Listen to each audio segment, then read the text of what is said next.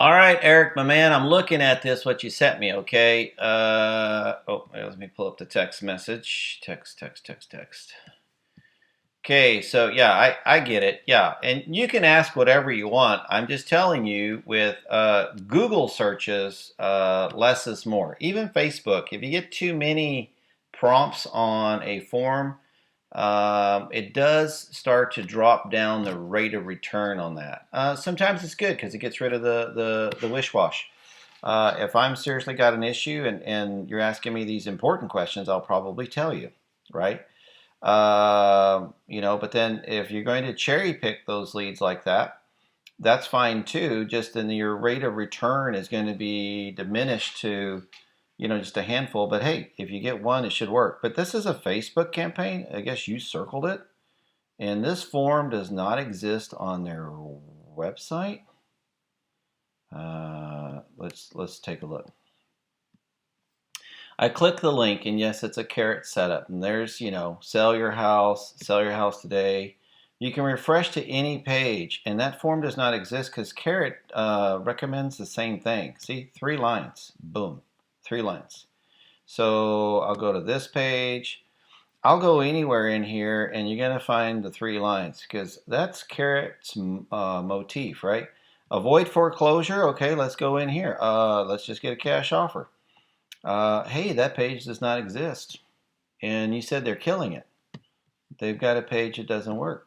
This one seems to be a little bit bigger. That's a typical Form 2 on their, these are called G forms, I think, if I remember right. Gravity forms.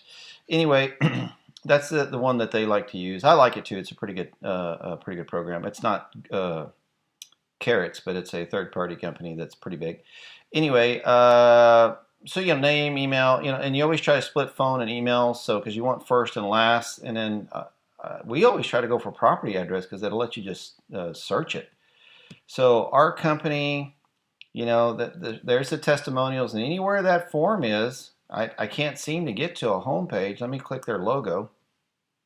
There's the home page, and it does not have this form that you sent me. Now, if that's their Facebook campaign, they might get away with it. I can do some of that. I think what I would rather do is do a staged form. So in other words, the first form is just name, phone number, right?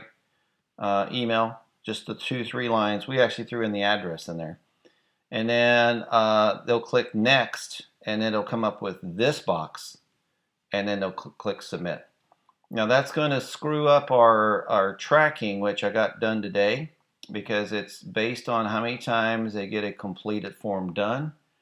I'll have to throw in an extra script just to make sure we're counting it right instead of twice. Because there is a rating of how many times people are going back to the form, like if we just keep clicking it over, and it does hurt you. So in Google's world, they have restricted the real estate, like the credit and the employment, just like Facebook. I thought it was completely stupid for them to have done that.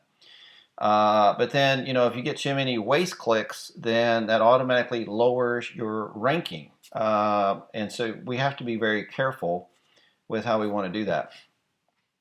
I'm willing to try this, but I got a global form, which means it's the same form everywhere the button is, no matter what page. That way we got tracking on it like a bomb. It's no different than Carrot. Anyway, what they've created is not rocket science. It's pretty canned. The guys that are super successful with it usually have spent real money with them. I know the guys that have. So anyway, whatever you like to do, if you want some additional stuff like this, I'm going to have to put it on a second stage, like name, phone number, email, maybe address, and then click next. And then they do this and then submit, right? Get my offer. If you're okay with that, I'll have my guy build that second part of it real fast and then see if you can install it on a global basis, which means that all of the buttons that says get cash offer now will have the same effect. That way the tracking can make sense. All right. Let me know. Thanks.